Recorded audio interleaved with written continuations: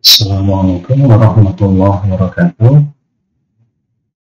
Selamat bertemu kembali pada perkuliahan termodinamika 1. Kali ini kita masuk pada pertemuan ke-9. Ya, kalau di buku Moran itu kita masuk pada bab 5, yaitu tentang hukum termodinamika kedua, ya.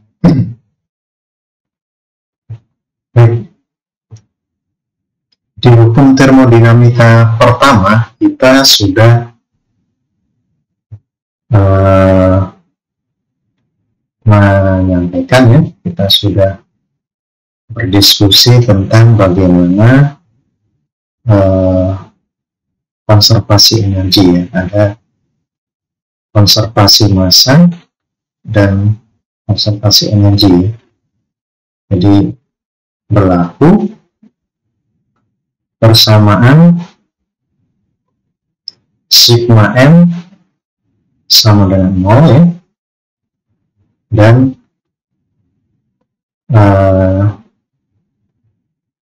delta E, ya, sama dengan Q min W, di mana energi, ya, perubahan energi itu bisa bertambah ataupun berkurang. Mungkin kita bisa gambarkan di sini.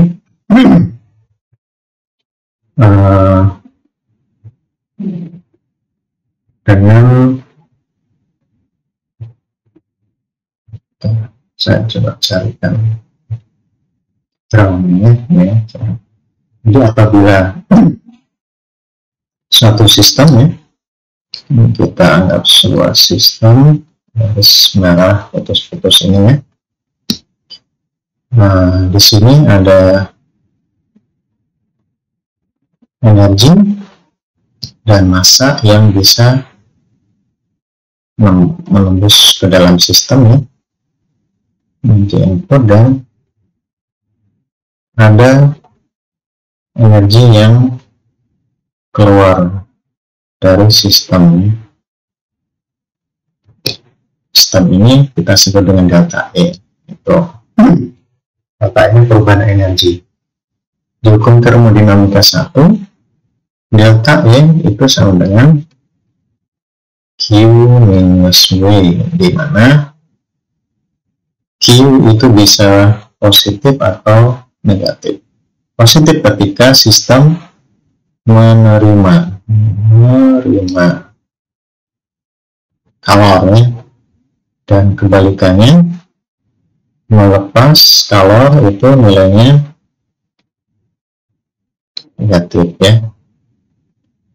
Nah, kebalikannya kalau kerja itu nilai W itu positif, maka sistem itu memberikan kerja ke lingkungan, gitu, ya.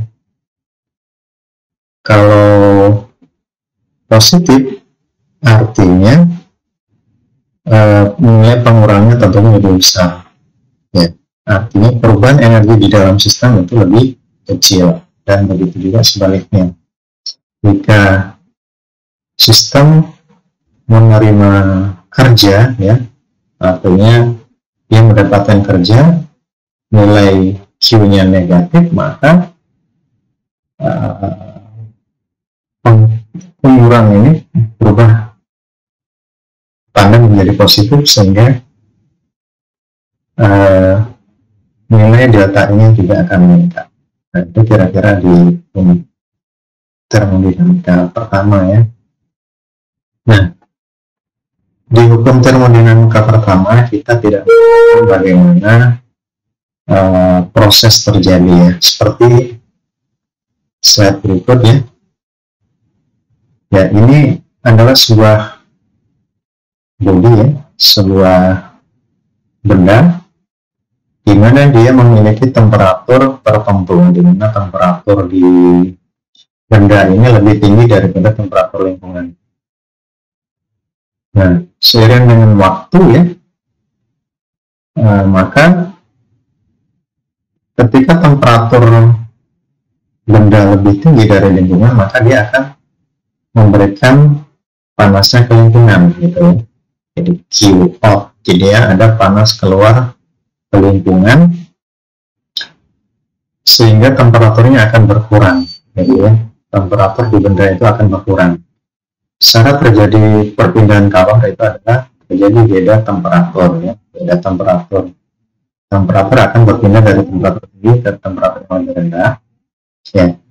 Dan proses perpindahan panas tersebut berlangsung sampai di sini benda itu temperaturnya adalah T0, ya.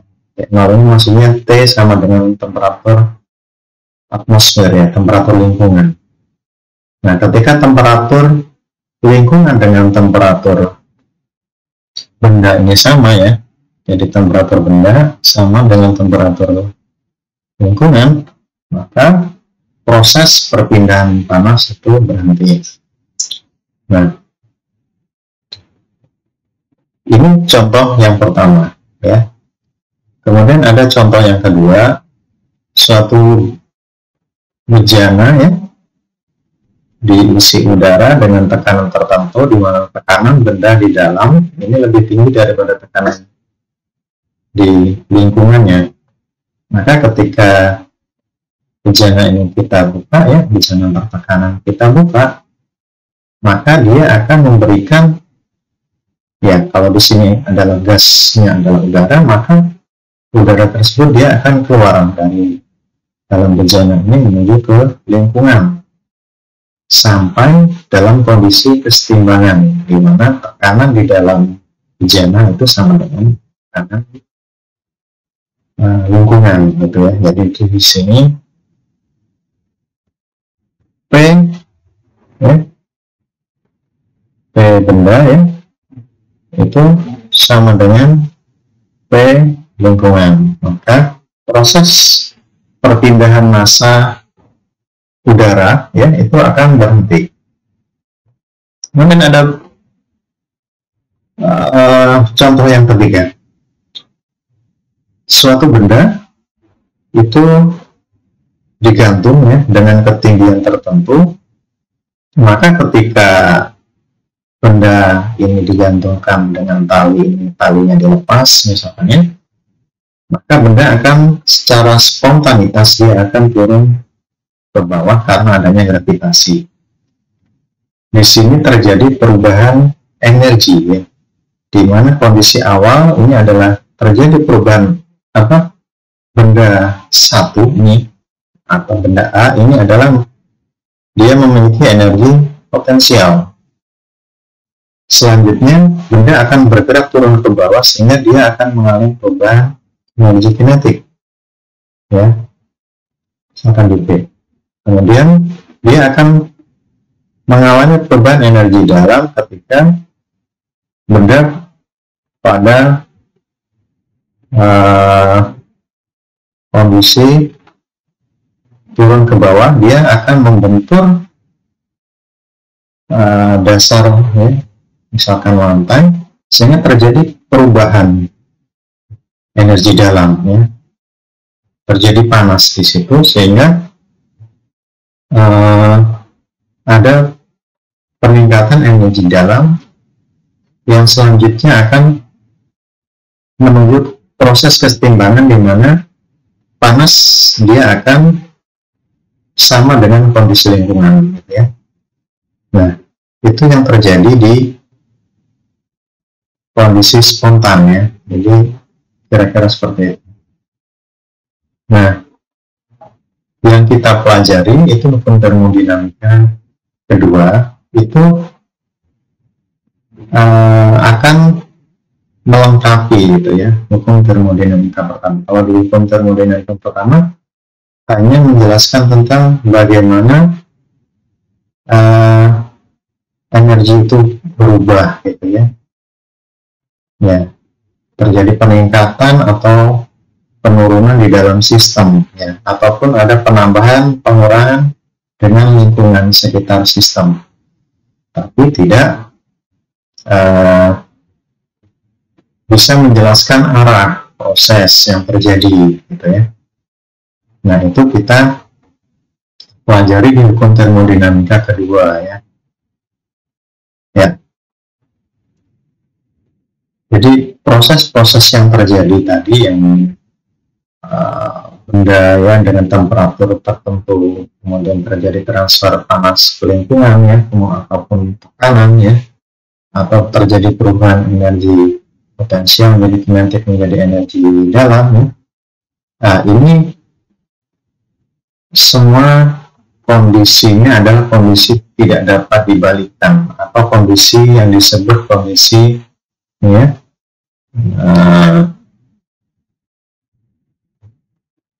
tidak terbalikkan atau irreversible disebutnya ya, irreversible,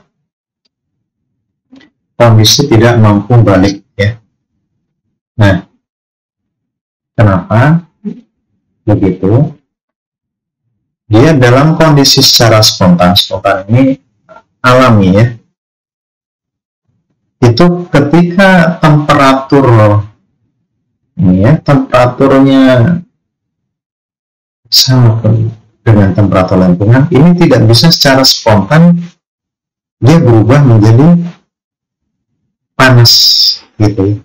Begitu juga kondisi di sini ya. Ketika sudah dalam kondisi spontan di sini, ini tidak bisa, bejana ini tiba-tiba bisa menjadi bejana yang bertekanan lagi gitu ya, tanpa ada input faktor eksternal ya, misalkan memberikan tekanan dalam atau di sini memberikan panas pada benda ya. Itu juga ini mustahil ya, massa dari atas turun ke bawah tiba-tiba bisa naik lagi secara spontan gitu ya, naik lagi secara spontan. Nah, itu tidak bisa dijelaskan di hukum termodinamika satu ya. Jadi berlaku kondisi spontan itu kondisi yang irreversible ya. Nah, jadi ketiga kasus di atas itu dapat dibuat agar kerja dapat diperoleh selama proses berlangsung. Ya, jadi di sini dengan mengetahui kondisi nanti ya, reversible dan irreversible ya, maka kita bisa menentukan kinerja yang maksimum, efisiensinya berapa, itu nantinya kita pelajari di hukum termodinamika kedua ini ya. Ya, jadi di hukum termodinamika 1 itu kita tidak dapat memperkirakan apakah suatu proses dapat terjadi atau tidak. Kemudian kita juga tidak bisa menyatakan kemana proses akan berlangsung. Nah, di hukum termodinamika kedua kita bisa memperkirakan arah proses, menentukan kondisi kesetimbangan ya, arahnya seperti kemana gitu ya, menentukan prestasi maksimum, menentukan faktor yang menyatakan maksimum prestasi yang dihasilkan dari sistem ya. Kemudian menentukan skala temperatur independen dari sifat termometer dan menyatakan sifat energi dalam dan entalpi dari sifat yang dapat diukur dari eksperimen. Dan secara lebih globalnya itu kita bisa juga ke arah nilai ekonomisnya, politik dan filosofi ya. Nah, yang menginisiasi hukum termodinamika kedua ini adalah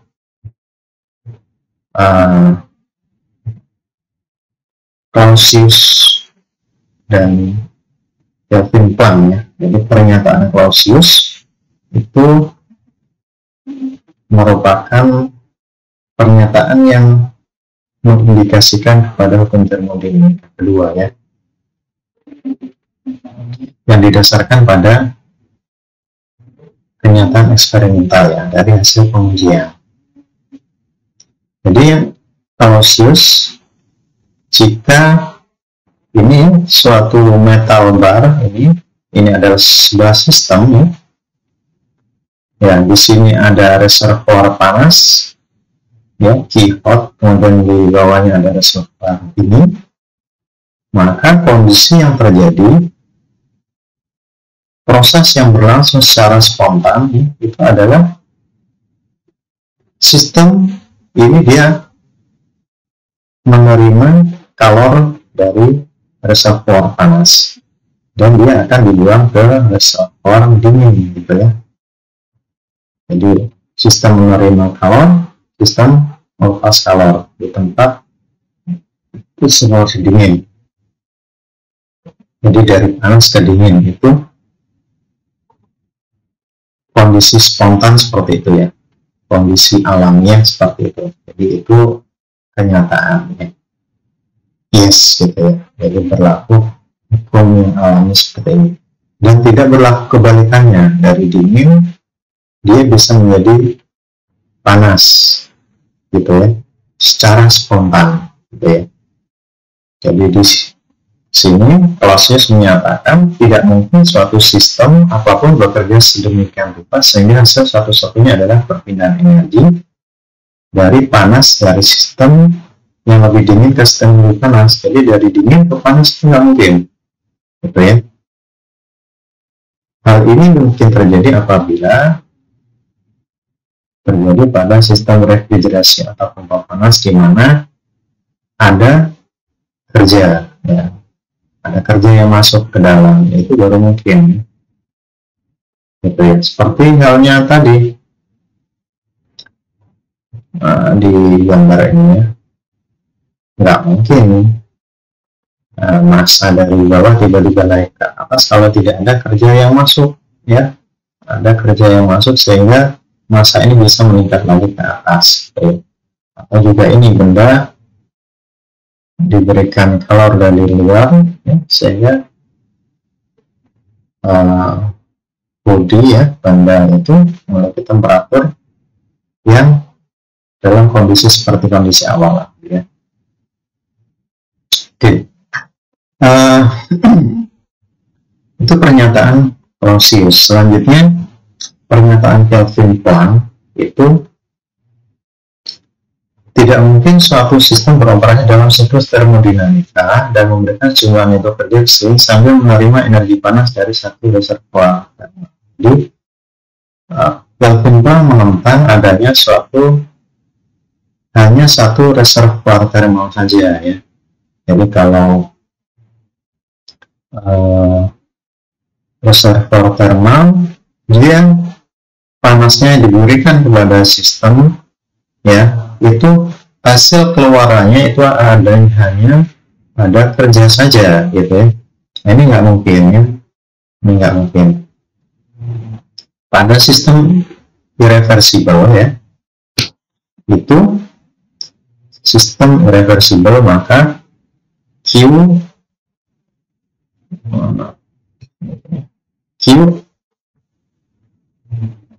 sama dengan W, ya, gitu ya. Nah, di sini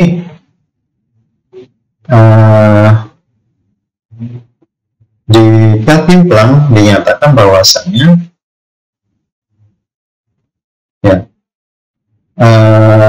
kerja siklus, ya, itu kurang dari sama dengan 0, ya, ya, atau karena sama, ya, maka berlaku juga di Q, W siklus kurang dari sama dengan 0, artinya sistem menerima kerja, ya. Jadi sistem menerima kerja maka nilainya kurang dari sama dengan 0. Berlaku juga Q, ya, Q juga akan kurang dari sama dengan 0, ya, gitu. Jadi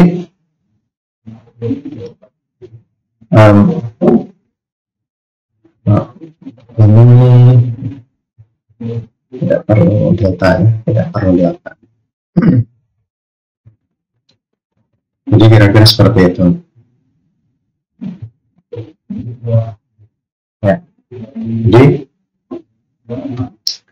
artinya di sini bahwasanya dalam kondisi reservoir, satu reservoir thermalnya ini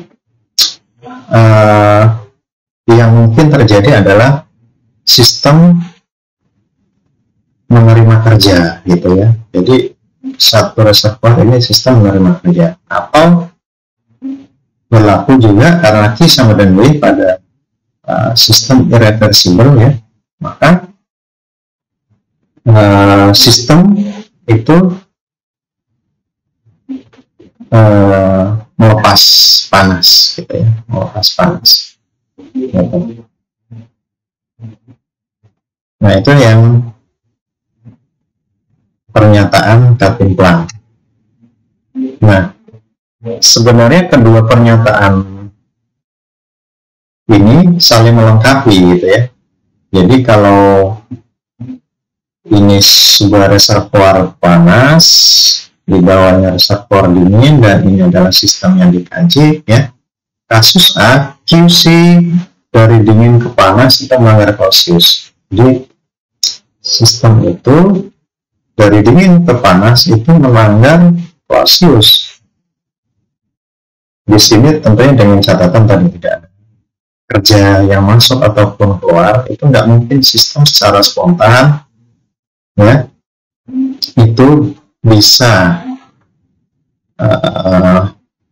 merubah dari kalori yang dingin ya dipindah ke kalori yang lebih panas gitu ya gitu. Kemudian yang B ini yang baru benar ya.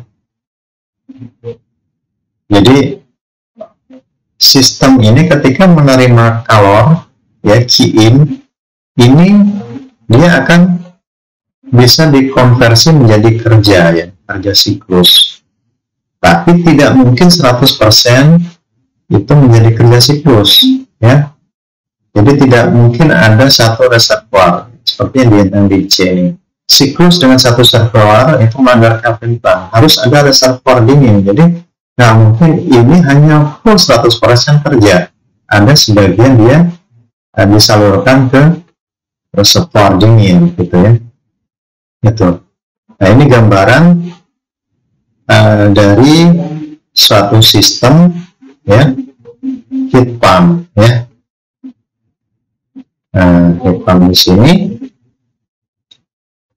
ini dia akan memindahkan reservoir dingin ke reservoir panas. Ini bisa terjadi ketika ada kerja siklus yang masuk ke dalam sistem. Nah ini baru mungkin terjadi gitu ya. Nah itu kondisi tadi yang saya sampaikan itu kondisi irreversible ya, kondisi yang tidak terbalikkan. Nah pada kondisi yang aktual ya, yang ada di sekitar kita itu adalah kondisi yang irreversible. Jadi hukum termodinamika 2 seperti disampaikan dapat digunakan untuk menentukan prestasi teoretik terbaik dari sistem dengan membandingkan prestasi sebenarnya, maka potensi perbaikan dapat diidentifikasi ya untuk perbaikan ya. Jadi gini maksudnya suatu prestasi mesin itu punya potensi untuk dia lebih baik gitu ya dengan mempelajari ini. Jadi kondisi reversible itu kondisi yang optimum sistem bisa capai gitu ya. Jadi ada reversible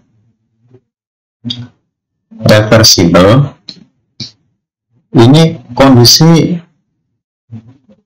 sistem bisa capai, kondisi maksimal sistem. Jadi kalau sistem bekerja itu dengan kondisi yang sangat ideal, kondisi yang reversible, maka itu sistem bisa dikatakan mencapai efisiensi 100% ya, sesuai dengan desain.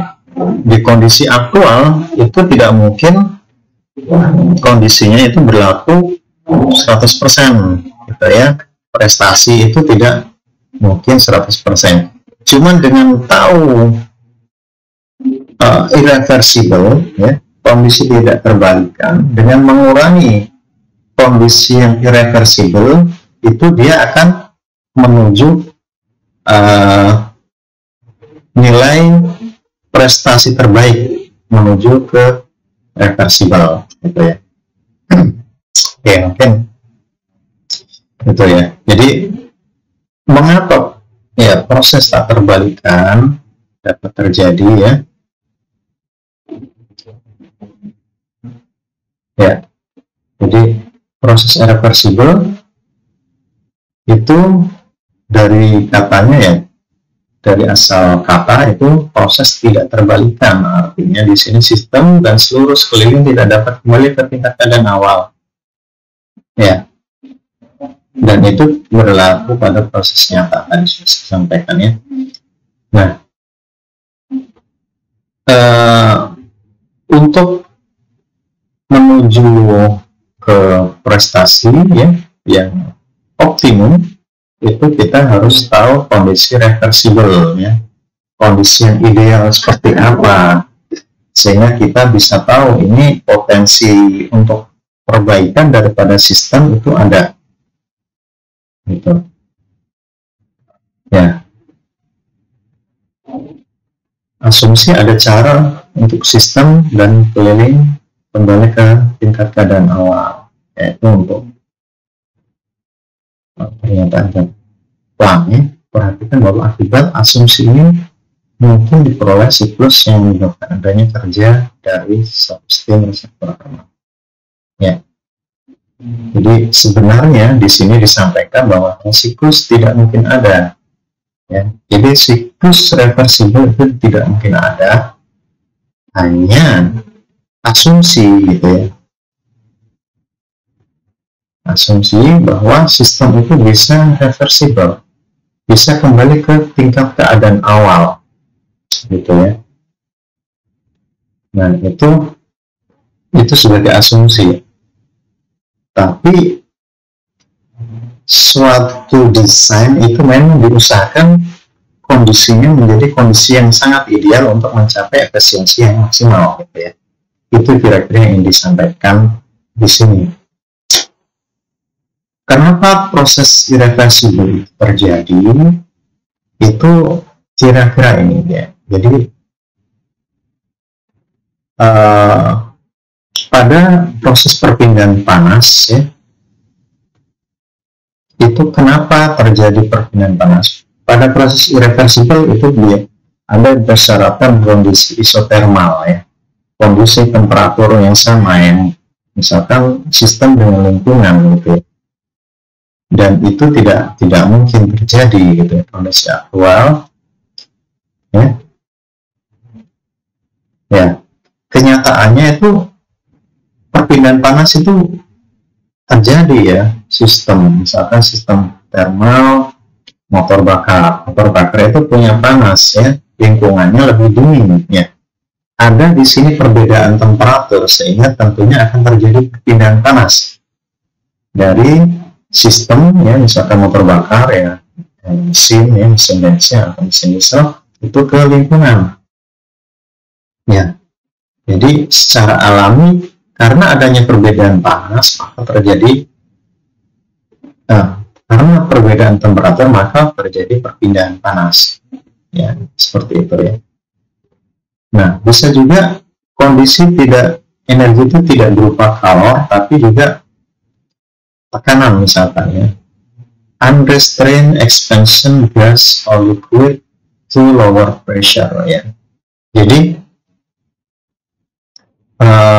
seperti ini ya, kondisi gas ini ketika diberikan tekanan maka ini bisa kembali ke kondisi awal, idealnya kan gitu. Misalkan ini dari A, ini kita tuliskan di sini misalkan ya,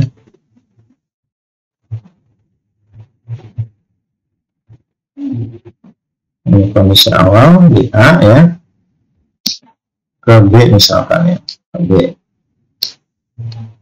ya gini. Nah ini dari A ke B, ini ketika diberikan tekanan dia piston ini akan menuju ke B gitu ya. Nah ketika tekanannya itu dilepas lagi ya, ketika diberikan tekanan ya, tekanan di sini misalkan gaya dorong ya, kita mendorong piston ini ke arah B. Ketika dorongan itu kita lepas ya, energi untuk mendorongnya itu kita lepas ya, maka secara spontan seharusnya secara alami piston akan menuju ke A lagi gitu ya, ke titik A lagi. Cuman itu bisa jadi tidak terjadi tepat di titik A ya, karena adanya misalkan gesekan ya, antara piston dengan dinding daripada silinder ya. Nah itu bisa terjadi ya, rugi-rugi di sana terjadi. Kemudian pada reaksi chemical, spontanitas chemical ya, terjadi proses pembakaran ya. Nah ini prosesnya irreversible ya, kita bakar bahan bakar menjadi ya, misalkan minyak tanah ya, atau lilin kita bakar, maka akan terjadi proses perubahan reaksi kimia ya, dari bahan bakar itu dan menghasilkan energi berupa panas, berupa kalor.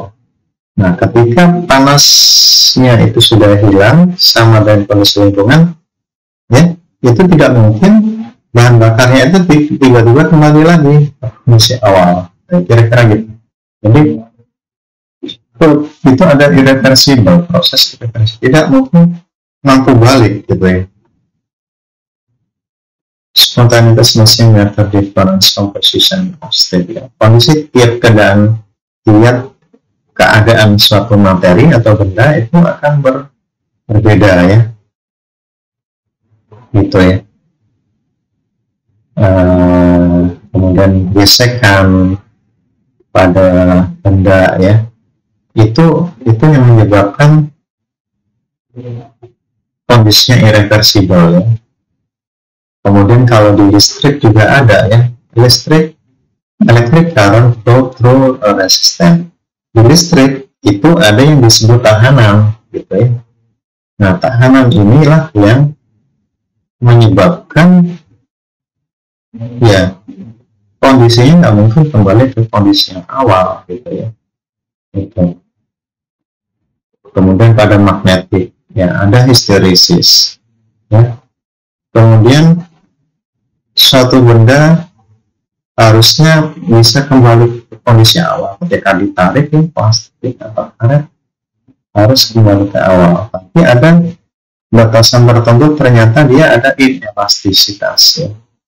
Jadi pada kondisi deformasi tertentu dia tidak bisa mungkin balik ke kondisi awal ya. Kondisi-kondisi ini ya fenomena yang irreversible ya, yang irreversible.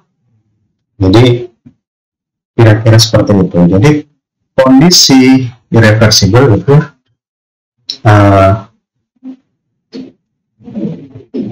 ada di kita dan kondisi kenyataannya memang seperti itu. Nah, kondisi irreversible kebalikannya adalah kondisi reversible, kondisi proses terbalikan. Nah, proses terbalikan ini ya adalah suatu proses di mana sistem basically dapat kembali ke tingkat keadaan awal, gitu ya. Jadi seperti itu. Nah, proses reversible atau proses terbalikan itu sebenarnya tidak ada. Perlu dicatat. Ya, ketika bandul dilempar itu bisa kembali ke kondisi awal, ya. Tapi makin lama dia ada rugi-rugi ya. Di sini di sisi SL misalkan ya ada gesekan dan sebagainya ya, koefisien gesek, sehingga dia makin lama tidak kembali ke titik awal lagi ya, bandul ya, dia akan mengalih menuju ke kondisi menuju ke kondisi yang irreversibel gitu ya. Jadi kenyataannya sebenarnya bisa ke awal gitu secara teorinya, cuma kenyataannya tidak seperti itu ya. Jadi tapi kondisi reversibel ini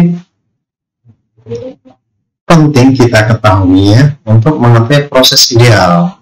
Proses ideal itu diperlukan untuk membandingkan dengan proses sebenarnya sehingga kita tahu efisiensi ya suatu sistem.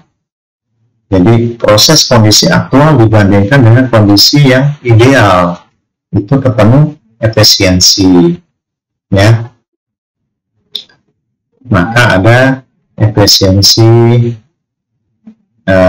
sintropik ya.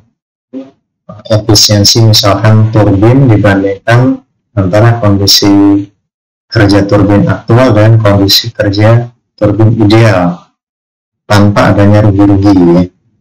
Nah itu. Jadi proses terbalikan dalam bila tidak terjadi ketidakterbalikan dalam sistem, semua sifat intensif seragam dalam sistem setiap saat ya. Proses tidak boleh terjadi secara spontan, proses quasi equilibrium ya, quasi equilibrium ya, kita sudah jelaskan bagaimana menuju ke keseimbangan quasi ya, keseimbangan yang berlaku secara step by step ya, bertahap gitu ya, atau keseimbangan semua ya. Jadi proses menuju keseimbangan yang sesaat gitu. Nah kira-kira itu ya mungkin yang bisa kita sampaikan pada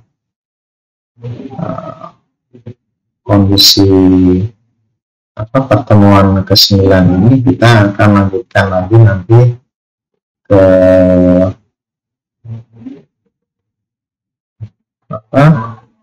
video berikutnya ya. Makasih atas perhatiannya. Assalamualaikum warahmatullahi wabarakatuh.